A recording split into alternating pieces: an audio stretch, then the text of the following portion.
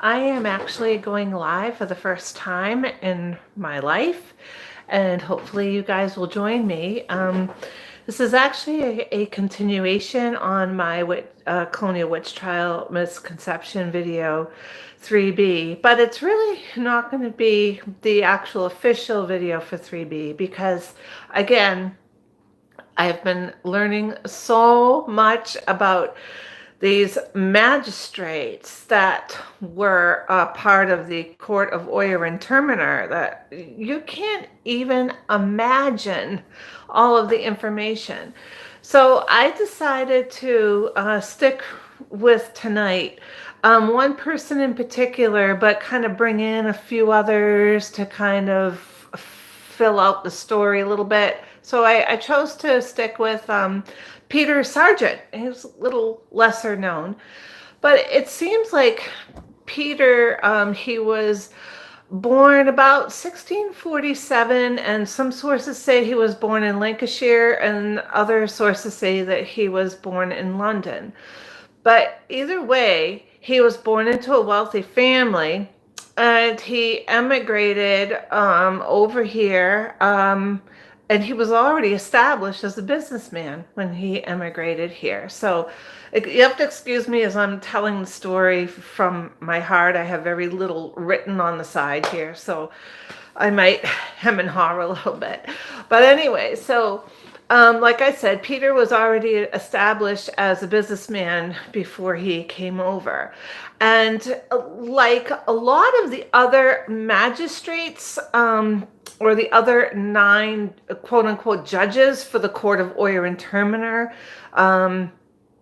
later diminished to 8 because Nathaniel Saltonstall said, no more for me, after Bridget Bishop was executed.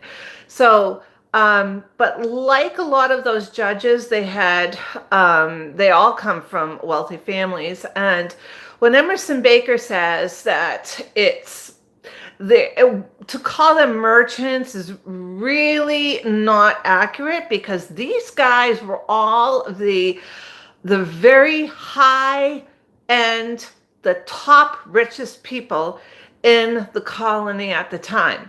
And Peter was really no exception.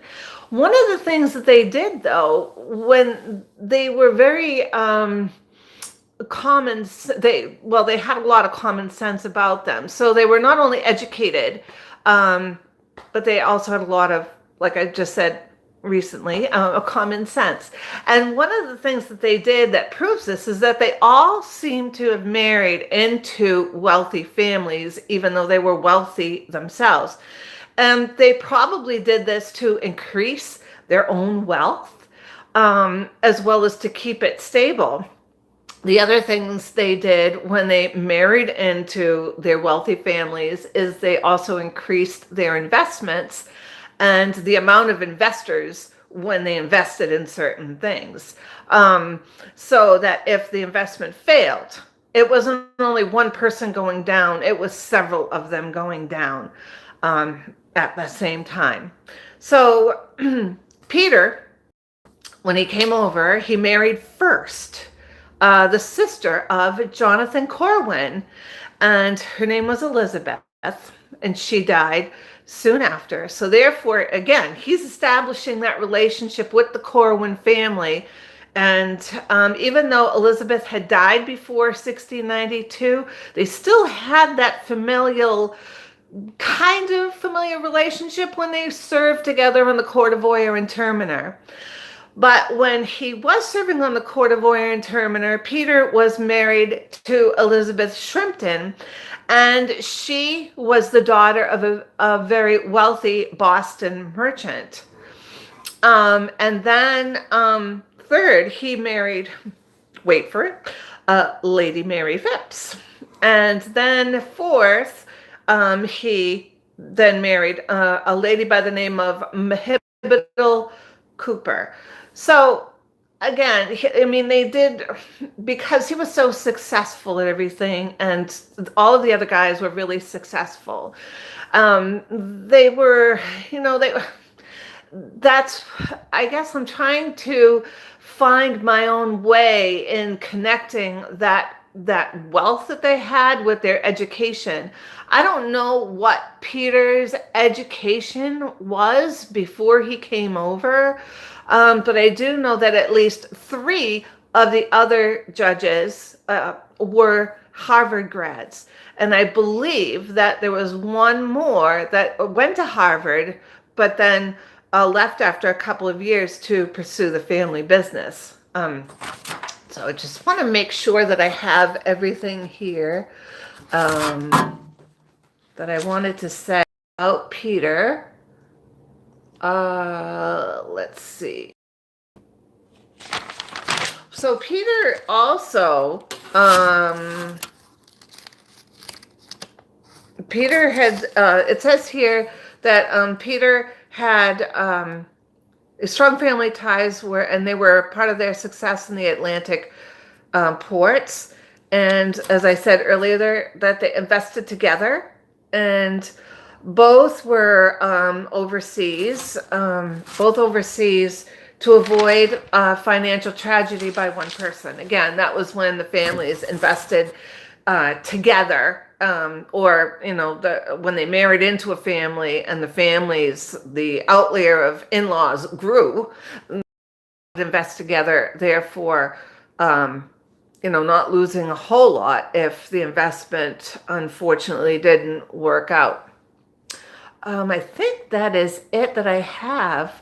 Oh, the other thing that's really cool about Peter is that he was a member of Samuel Willard's church in Boston. And Samuel Willard was somehow related to John Willard, though we don't believe that he was an actual brother. He may have been either a cousin or an uncle. So, and the other thing with Peter Sargent is that he was very, very, very good friends with Samuel Sewall. So, I don't know, because there's not a whole lot mentioned in records of the Salem witch hunt about Peter's role in the trials. He was probably more or less set back, just kind of watched and observed more so than some of the others did. But that doesn't excuse, of course, the outcomes of the trials. May have been a little more beneficial, maybe, had he spoke up a little more, because he was a friend of Samuel Sewall's. So, as you all know, that Samuel Sewall was the only judge to apologize. So I am hopefully making some type of a connection in my own mind that maybe Peter, though he did not apologize, but maybe he experienced privately some remorse as to what happened back in that day, in those days. The other thing was that when Peter married his second wife, he actually built a mansion in Boston, and that mansion was later used as a governor's house. And Peter was still alive, in fact. So when he married Lady Mary Phipps, he actually was living in Sir William Phipps's house. So, but his mansion was still being used as the house for the governor. So it's interesting that happened, because the governors that came before his time, or actually were living in their own homes. And I think the other thing is that he was also quite active in political affairs, more so after 1689, because and I say here that in 1689, he saw his entrance into the political scene when he was one who petitioned for the Governor Andros's surrender. And then he subsequently served on Governor Bradstreet's interim government, which happened, I think Governor Bradstreet was reelected from year to year until the new charter arrived in May of 1692.